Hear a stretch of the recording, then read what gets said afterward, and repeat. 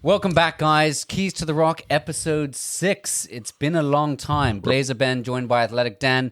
And Danny, I don't know if you rode here, but it's been a long time. It's good to see you. I'm loving it, man. You missed me, didn't you? I miss you, mate. Blazer Ben. Call me Danny. I've never heard that one before. Athletic Dan, Danny.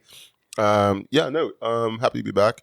One time, actually, get it right out the way. As you guys probably have seen, we are now sponsored by the great CG Insurance. Good like that. Good like that. We also have another sponsor with Green Light. Yeah. I don't know what their tagline is, but it's probably not good like that. But they're good guys. They're good people over there. And then we actually have a partnership with Bear News. So you can find all our episodes on Bear News moving forward. And a few other exciting sponsorships and announcements to come in the coming months. So really appreciate all the collaborative efforts from various companies and people. And, just shows how relatable real estate is to so many different industries. 100%.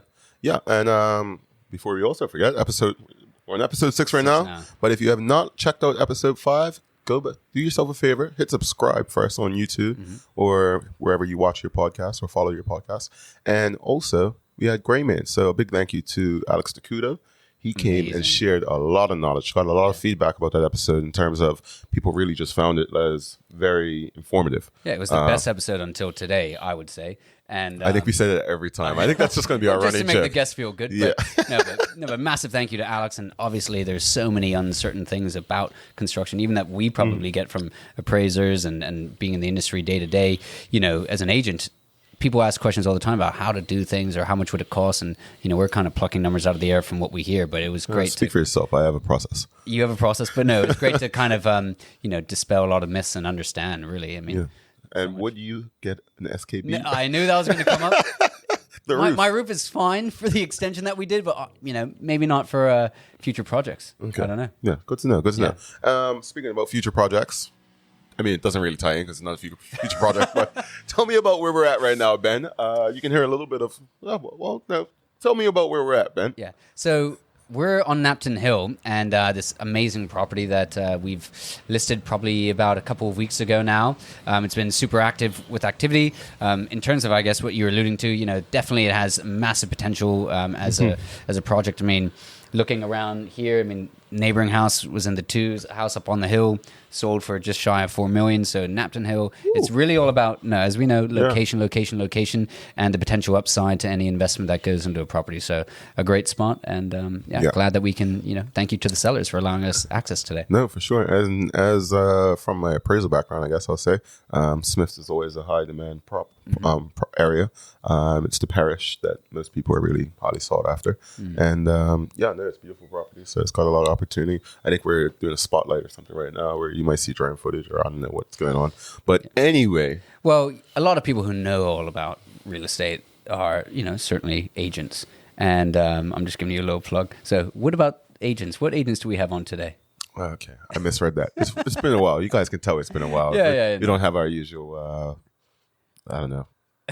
What agents? Who are our guests today, Dan? All right. Let's talk about our guests. So we have Rachel Sawden and Thosh Williams, new agents, lovely ladies, and they'll be coming on basically just sort of share their experience of, why they got involved in real estate. How is their, I'll say 1 year, but it's probably might have been longer for both of them. How has their experience been in the real estate industry, especially during this busy period where it's just a lot going on. So they're going to shine light basically on what it would take to be a real estate agent and give you all of the behind the scenes and all the stuff that you don't see on Selling Sunsets and $1 Million Listing. They're going to give you all of that, you know, and we're excited to have them.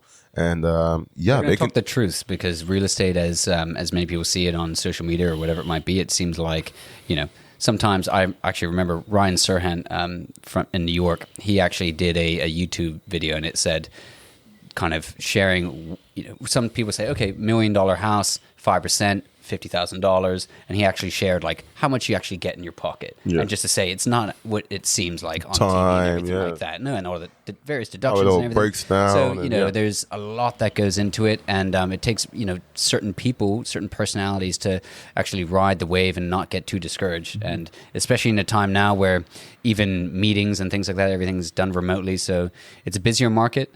but it's definitely different. And the way that you have to do business now and in the years to come as things become more remote and more kind of technology based or reliant, I would say. No, 100%. And since you sort of touched on it itself, I mean, let's go over, I guess, a bit of marketing commentary. I mean, we're gonna keep this very short, very brief, because they have a lot of information to share. Yeah. We've got 2 guests for the first time, so that's the first. Yeah.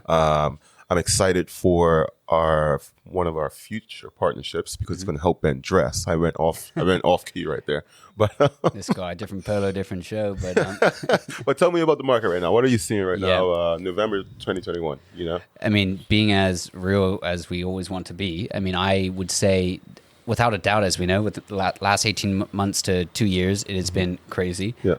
However, I would say maybe within the last like 2-ish months, 3 months, I've actually known, and I've spoken to a lot of different agents, different agencies and things like that. I was going to make a joke about you, but all right, No, you're talking to people. Talking to a lot of the the agents who are typically busy in our company at other companies, who are all friendly with, and everyone's sort of noticing a little bit of a slowdown. I mean, sometimes with a brand new listing in a great location, let's say 6 months ago, there'd be easily 10 to 20 showings and multiple offers. Now, still, depending on the listing, we are still seeing that, but it is just a little bit slower. Maybe there's like single-digit showings within the first week or two, which is still great, still way better than what we were performing at before. But you know, it is so important to understand what agents have been saying about not wanting to miss the boat. If you're a seller, it's still a seller's market, without a doubt. The market's great right now. Everyone's still busier and doubling their numbers, if not tripling what they previously did. But I do think, just as this is always cyclical, I think we might be kind of going over a little, not going into a slump, but it's just a little bit slow. So you heard it here first. Ben Rego said we're going into a slump. No, but now as we're getting to the holidays as well. Things slow down over the holiday period. I just noticed it's just a little bit slower. Yeah. But personally, I think we would all agree, I mean, it's better to have a little bit more of a balanced market. It's incredibly stressful for buyers, for sellers as well, for agents, for everyone involved when things are just like absolutely rapid fire and bidding wars and gazumping and everything going on. Yeah, it's just it creates an unhealthy and a sort of toxic sort of environment. So I completely agree. But I guess on that note, let's bring in our great guests. All right, so let's get them on the show. All right. And we're back. We are now joined by Thosh Williams and Rachel Sawden, and they're going to basically be telling us. Well, actually, just tell us a little bit about yourself. Sure. So my name is Thosh Williams. I'm with Rego, Sotheby's International Realty. I'm a global real estate advisor. Born and raised in Bermuda, but lived and worked in Halifax for a bit. And then I moved back to Bermuda 2 years ago. Got into managing vacation rentals for a short bit. Okay. And guest concierge. And then the pandemic hit, so I decided to transition into real estate and loved it ever since. Nice. And Rachel? Rachel Sawden. Gosh, woman of many things and randomness. As it goes, yes. Born and raised in Bermuda. I'm now a real estate agent with Rego, Sotheby's International Realty. Prior to that, I have worked in all sorts of things, from sales to marketing, broadcasting, social media, content creation. All right, we're going to run out of time on the show. I was going to say, Richie's written a book. I'm a free diver and an international woman of mystery. Okay, so Rachel, tell us what you haven't done. It's just easier that way, huh? She could do the show better than us, I mean, with her experience with all of this. But guys, I mean, it's obviously with the pandemic and everything, it is a time that is very uncertain for so many. And certainly we know that, surprisingly, the real estate market has been very busy. But so what was it? I mean, Thosh, you just kind of alluded to that a little bit. What was it that actually caused you guys to have an interest in wanting to get involved in real estate? I think Thosh and I kind of came in on similar kind of wavelengths and paths because we knew each other actually beforehand through doing vacation rentals. So I was running a property called Sandy Mount in Bailey's Bay, as a luxury vacation villa. Yeah. And Thosh was doing Elevate Host Services with her husband. And that's how we got acquainted at first. And then the pandemic hit and it became a very bad time to be in tourism. And Sandy Mount found some tenants who were absolutely lovely and wanted to rent it full time. And I needed a next step, and real estate had to pivot. And real estate kind of seemed like a good pivot. I'm used to creating my own hours, just kind of left to do my thing. I know how to show a house, market a house. So it kind of just made sense. Yeah, no, I can definitely relate to that because it's similar sort of how I transitioned to real estate. Just, a lot of skill sets that you guys would be using for other jobs and stuff like that can really just transition well into real estate. So, I can definitely appreciate where you're coming from on that too. Yeah, definitely. For me, so I have been on the journey to become a realtor for a very long time. I actually took a real estate course in Halifax, Okay. and I was set to be working at a Royal LePage Atlantic. So I was managing a workspace there for a few months before my grandmother took sick, and then I moved back to Bermuda. But yeah, otherwise I would have been still in Halifax and I'd be a realtor there. But I'm happy that things worked out the way they did and I got to move back and meet all these lovely people. Just as a side, I mean, are you Canadian? No, so I'm not. I'm Bermudian, but my husband. No, I knew, my like, if husband you were is dual. Canadian. Okay, Yeah. right. Because in Bermuda, just as a side note, in order to be a real estate agent, you have to be Bermudian or married to a Bermudian, or now you can be a belonger and be it. So I was just, actually, I'm learning a lot about these people that I didn't necessarily know. All up in her pocket, man. No, that's just All interesting. If pocket, you're gonna, yeah. be in Yeah. Canada, that's No, fascinating. all right, that's what's up. Okay, awesome. So as you guys sort of mentioned, or as Ben sort of mentioned earlier in some of his comments, what is it like starting while things are so hectic and so busy for real estate agents? Like, the real estate market right now, or when you guys would have started, has sort of just been on go. What was that like? Like, what was that experience like? Just coming in and things are just busy.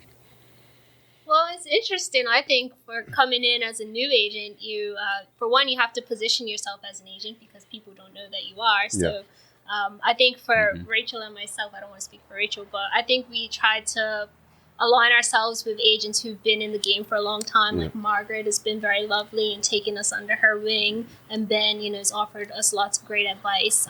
Some of the other agents as well in the company. So I think just obviously fostering those connections has helped a lot. Yes. Yeah, it's a weird time to be in it. It's a very weird time to get in, and it took a little while just because, with pandemic and trying to get the training and everyone's schedule wasn't lining up and there was lockdown and then, trying to, it's just a lot going on and trying to do shadowing. But then, at that time there were restrictions on if you could go into a house with a tenant. Yeah. So it was just a very strange time just to get the experience because there were a lot of restrictions on even just being around people and being inside people's houses. Yeah. And, it is a busy time and the established agents have done so well.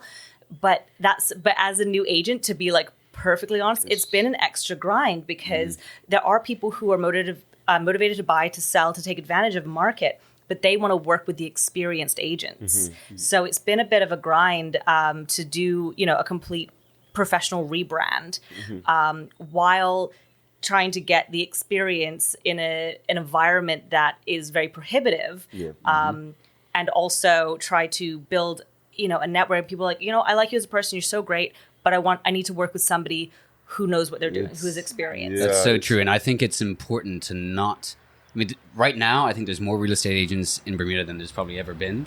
And I think a lot of people sort of get lost in the, especially with the popularity of these TV shows and things like that we see in the States and everything. And it just seems like such an amazing lifestyle and thing, but it really is. There's so much work that goes on behind the scenes. You really have to cultivate those relationships and gain the trust of people. And it takes years. It really, really does take years. I mean, I can speak for myself. I know, Daniel, from your experiences and a lot of our agents. I mean, you mentioned Margaret Young. Margaret is from Ireland and came here and didn't have any connections. You know what I mean? So it takes a long time. That's without a doubt. And so it really does, as Daniel said, the reason that he got into real estate, I think many people, you have to have that entrepreneurial spirit and never get sort of too high when things are good or too low when things are bad, because it is always, always, always a roller coaster. And it's important to not get too lost in the, the fantasy of it all. So basically, I think my next question would be, what is the process? A lot of people who watch the show are kind of curious about real estate or maybe thinking about taking the plunge. And, I know some people you can take the exam or you can go take the course, but what's sort of the process that you guys went through? So basically you have to sit the exam and find a firm willing to take you on and hold your license.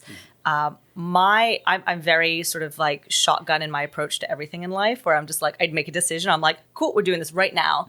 And so I pretty much decided, it was like the end of August. I was like, yep, this is what I'm going to do. And I had been in a few social situations with Penny. And so I talked to Penny about it, and she was so supportive, just like, oh my gosh, would love for you to come on. Penny McIntyre. Penny McIntyre, yeah. Partner at Rego Sotheby's International Realty. And, a few other people that I kind of bounced the idea off of it. And there was like, yeah, that would be great for you. Very green light. Yeah. And then even just getting a spot to sit the real estate exam was difficult because it's Booked only and limited. busy. And because of the pandemic, they have restricted numbers even less. So I wanted to, because I needed to do everything as soon as possible. I had called at the end of August, beginning of September I was like, get me on the first spot. And they said end of October. And I was like, I want sooner, but anyhow, I'll take it. Then the following week, I bought the book and I started studying as if, just in case a spot came up. Because I was like, if a spot comes up in September, please let me know. Was it in person, or obviously it was in person still the exam? Yes. You go into the college and you sit down at the computer. And I happened to run into a friend who registered for September, and then she had to go away. And so she gave me her spot. So now I had 2.5 weeks to study. Cram. And nice. I like memorized the book. I got like flashcard app, and but I sat down in the exam. I'm like, where is all of this? A lot of it. It's, so don't rely on the book being your only source of information. Thankfully, I passed, but it was. Pass first time? Ben took it 3 times. Ben took it 3 times. But then people like, did you do the course at the college? I was like, there was a course? So you can do it a few different ways, but it's a challenging exam. Just quickly before Thosh, that textbook though, and I think it's so important because a lot of newer agents, they speak to me about the textbook like, oh my gosh, I'm freaking out about these certain terms or whatever it is. I promise you, just like even if you're in university, probably 70% of the stuff in the book isn't actually, it teaches you how to become a real estate agent, but not how to be a real estate agent. Yeah. You know what I mean? You can't put things. Got to be hands-on. Yeah, it's just definitions and stuff like that. And I remember, I always reference this one, riparian rights, which I don't know if I know. Oh yes, that's like on a waterway. River rights. It's about river rights, and like if something drifts from your property downstream to mine, there's no rivers in Bermuda, but that was actually on my exam. Yeah. So half the stuff isn't as applicable. Yeah, but it's a multiple choice exam, so a lot of the times you can just like cancel out at least 2 of the answers, and then hope for the best on the next ones. And it was pretty similar for you then? Yeah, it was obviously very similar. Yeah. I instead of studying for 2 weeks, I studied for probably at least 2 or 3 months. Oh, nice. She's like, I studied for 2 days. I didn't wing it. One up to Rego. And then, so Rachel sort of already had an idea of which company, from the sound of it, which company she was probably going to be pushed towards. What about you? I know you might have had like a little bit more of a process to it. Well, I interviewed 2 companies, and I was like, "Well, what are you guys offering me?" I was like, you're interviewing me, but I'm also interviewing you. So I just, at the end, I was like, well, I'm gonna go with where I'm gonna get the best mentorship, and I think I made a good choice. Yeah, because that's what I find is, I was originally discouraged when I first started out in real estate because it's very eat what you kill, and I've always been. I say eat what you kill. That's sort of Ben's term, but it's, you're not going to have overnight success. You can't expect to, you can't count your chickens before they hatch, or I don't know if that's the saying or whatever. All my lines. Chill out. We know each other well. But it's one of those things where you really have to get skin in the game, and you have to build up a rapport, a reputation, and you really have to brand yourself, and people have to know that you're an agent and reach out to you in that fashion. And so it's one of those things where it's like, if people don't know, they don't ask, and then you just miss out on so many. I'm not gonna say fumble the bag, but because And then at the same time, it's like you guys would have passed the exam, but I know I passed the exam, and I didn't feel like I still knew how to be a real estate agent. Exactly. I just started feeling comfortable probably after a university degree and 3 years of experience to be able to put myself out there and be knowledgeable enough to be able to share and talk on it. So I completely get where you guys are coming from in that sense. And I say that to say it's like, that's the one thing that I will definitely always share with anyone who's interested in becoming a real estate agent. It's just not something that you just pass the test and bang, it doesn't happen like that. Yeah, it's not going to happen overnight. It's if you have no grit, this is not an industry for you. You're going to come in here and you're going to grind for a while. You're going to be disappointed for a while. You're going to get close to some things for a while. And, you know, you just have to push past it. But if it was easy, everyone would do it. Yeah. It's not so easy. It's just like, here's a lovely house. Hey, do you want to buy it? Cool. There's so much more don't that work people like don't that? even realize. Don't work like that? Yeah. Not all the time. Yeah. But yeah, it's so much more. And, you know, and so many people get into it and they don't last. And because they think it's going to be something different. Yeah. So I think that's as well as like some of the older real estate agents, they kind of see us newbies coming in. They kind of look at us like, how long are you going to last? Yeah. Well, one person in particular always says that as a joke around our boardroom table. But no, definitely. And with the market being the way it is, I think it has been a good time to get into it. But again, I think you made some valid points about, you know, when people are looking to make choices in what is such a hectic industry at the moment. But what are you sort of thinking or predicting or seeing in terms of the next year? Like, how do you think the market's going to react? Well, I think it'll be interesting. I mean, globally, there's a housing shortage. So, I mean, hopefully it'll start to balance out a bit more where it won't be so much of a seller's market. But we are seeing more things coming online and being priced fair. So I think, you know, we just wait it out and people continue to get their pre-approvals and buyers continue to be prepared. And I think they'll succeed. It's a good answer. I think what we're going to see is going to continue, maybe not quite at the same pace by maybe the end of next year, but there's still just so many buyers out there who are just looking to park their cash because, you know, we're going to see inflation go up. So they just want to park their cash somewhere that they're going to get a better rate than have it sit at the bank. Yeah. So all the people, like still there's people who've been looking for years and years and years just trying to buy something and they haven't. So I think we are going to continue to see like a hot market. Nice. And so, I mean, I'm transitioning back a little bit, or I'm circling back, you know, because it was a question that I wanted to have. But for people who's interested in becoming real estate agents, what are some of the skills that you guys have? I mean, we already actually touched on it, you know what I mean? So what would be advice for anyone new trying to get into the industry?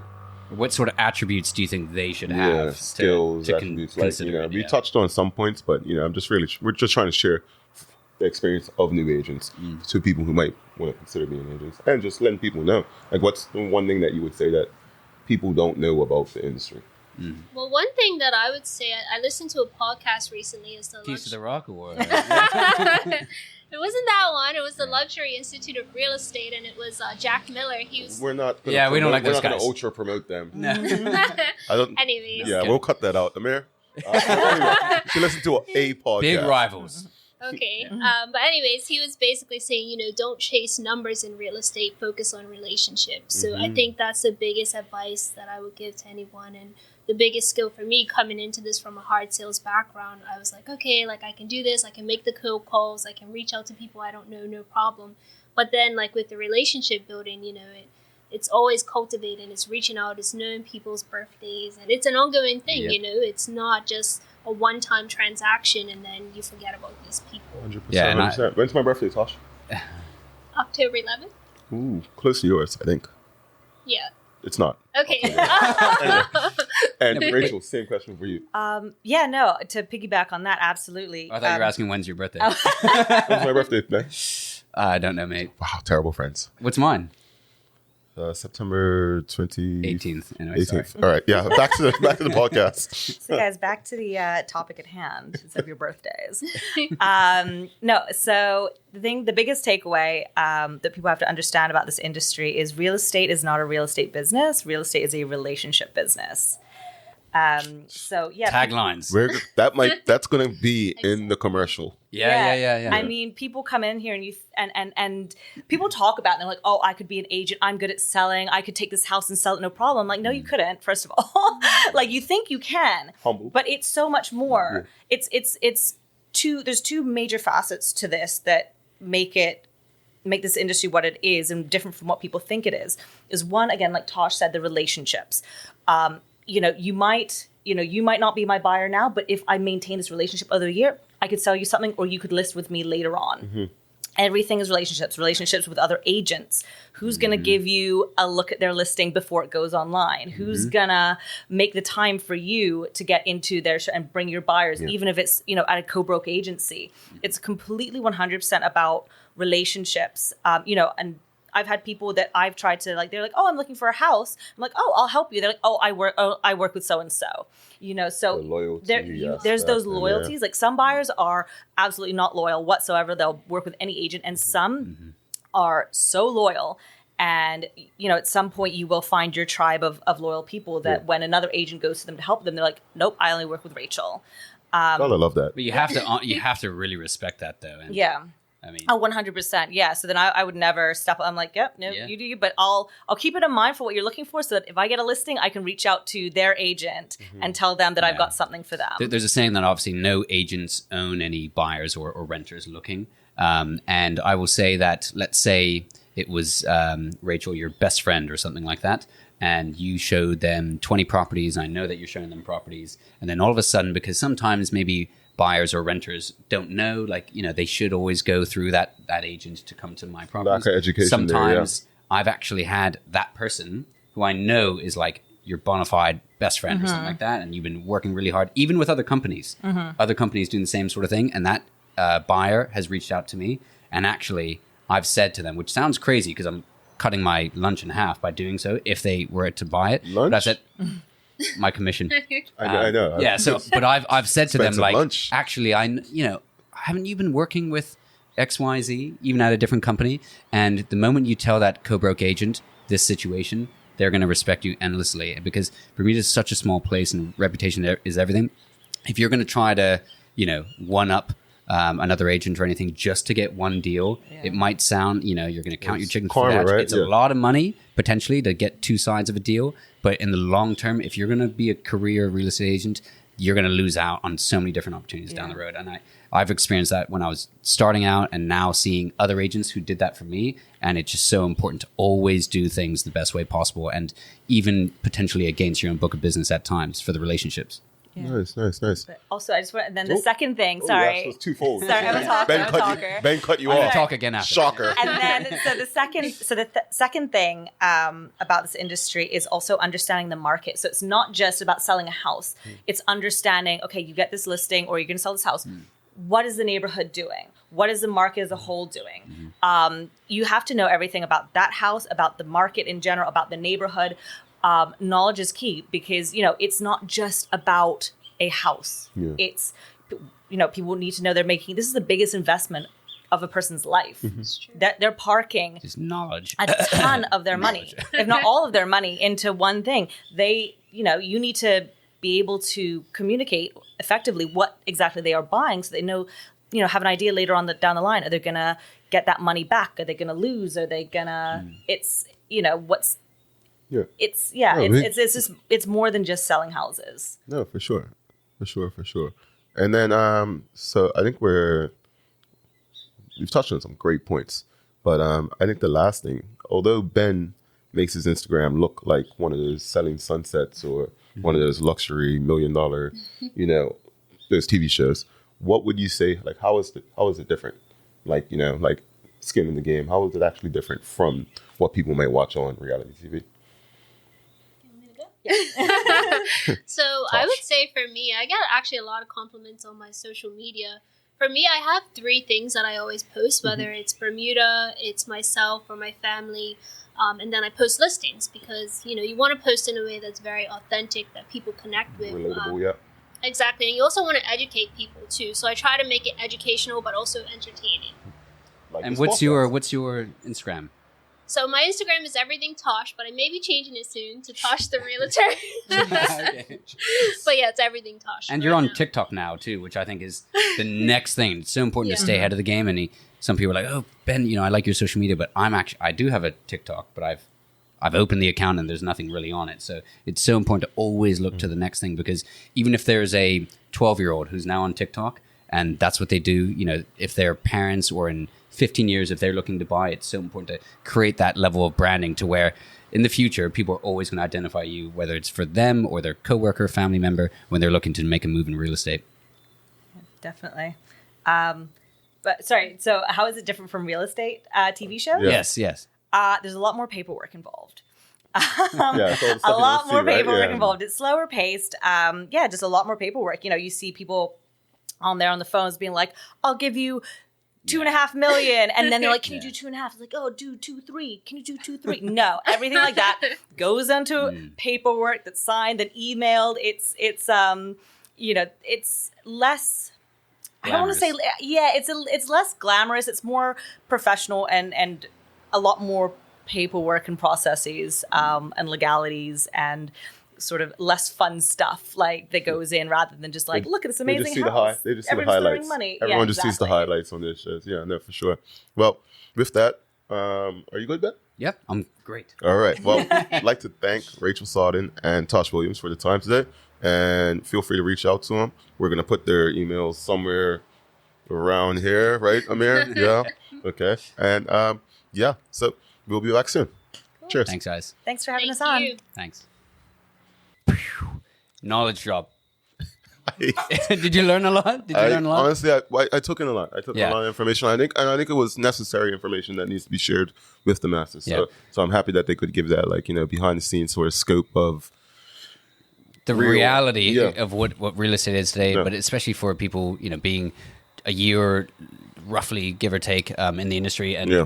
So honestly, they've seen the ups and downs, and they've got a great understanding of exactly how it is. Unbelievable. And I'm excited for what their future holds for sure. So Yeah. one time big up to big Rachel up and and thank Thosh. you to Rachel and Thosh for joining us today and for sort of sharing their experiences. So much appreciated in that sense. absolutely. But so we're going to keep it very short. That's basically the end of the episode. I think we got some. Oh, we got to Keys do our to the episode. Keys to the episode. Yeah. So what's your key? Go ahead. I kind of like what Rachel said about, being a relationship-based business, and it is so very true. I think people sometimes think, a higher price point, technically better commission, that's more important. But really it is all about the relationships and the amount of transactions, right? So it sounds weird, but if you take care of your clients, commissions will always take care of themselves. So seriously, I would actually rather have two $500,000 sales than one $1.1 million sale. It sounds weird, but actually those two $500,000 sales, even though that totals to less than the other one, they will have friends, family, coworkers and things who through that good fostered relationship will recommend you. And it's always about the long term of real estate, right? Exponential growth. Yeah, no, for sure. absolutely. So it's super important. Nice. What about you? I think my key would be, I'm going to share similar sentiments to what Thosh was elaborating while was speaking on. And essentially it's like the exam itself, the real estate exam and the academic side of things doesn't necessarily teach you everything. That's about 10% of what actually goes on in the industry. So, like the real life application side is if you're looking to get involved in real estate, find a culture, find a team, find someone. Find that a will good train mentor. You. Yeah, I think it's so important. Find people that will train you and will invest in you. Don't worry about the money side of it, but you have to be willing to understand that you're not gonna get, your pockets aren't gonna be fat instantaneously. So I think that's sort of my point that I hope to get across to the viewers. And Tosh made a great point about that. So Daniel, certainly we like to talk about and highlight small businesses. Who would you like to kind of highlight now, or charities? Yeah, this is well, for this one, it's not actually a business. I'd say we're probably registered as like a non-profit organization or NPO or something of that nature. And who we're going to talk about today is Bermuda's Love. So they're a great organization, and I'd say great. I've met some fantastic people. Generally speaking, but these guys and the group that they have. And what they do, so they run basically clothing drives, blood drives. They do. How long have they been? They do cleanups and stuff like that. They're I would say, probably close to about a year. Okay, wow. Oh no, I donated blood with them about a year ago, so they've probably been about 2 years. And since that the blood pandemic. is athletic. That's fast blood. I couldn't donate blood again because Too my fast, probably. iron or something like that. Because Everyone's gonna be Flora Duffy after they get that blood. Banter. But anyway, the point I'm trying to get across is Bermuda's Love, great organization. They put on a monthly schedule of things that they're doing. They have an Instagram page. So Instagram page that's probably in the corner or something like that. And they make it very easy for someone to get involved in doing some sort of volunteer work for a good cause. So they make it very, very easy, and they do all of the background work and make it very easy. So love them. But so that's who we're highlighting this episode. Awesome. Well, that's about it. I mean, it's been a great episode. Great to get back in the saddle, and we've got some really exciting things. Even another shoot coming up in a few days. So, thank you guys as well, as always, for watching. Like, comment, and subscribe. And share. Yeah. And because I have to have the last word, as you guys know, one, reach out for any of your real estate needs. And lastly, big gratitude, thank you to our sponsors, because we finally got the wheels turning, and I appreciate CG Insurance, and I appreciate Greenlight, and everyone Greenlight Energy, and everyone who's teaming up with us, so you guys can continue to grow and continue to share the education and all of this side of real estate. It's just sharing knowledge, and that's all we're here to just be a channel to sort of push that out. Absolutely. So got the last word. Thank you. You guys have a great day. Not a great day. See you guys next episode. Episode 6. Episode 6. Thanks. Yeah.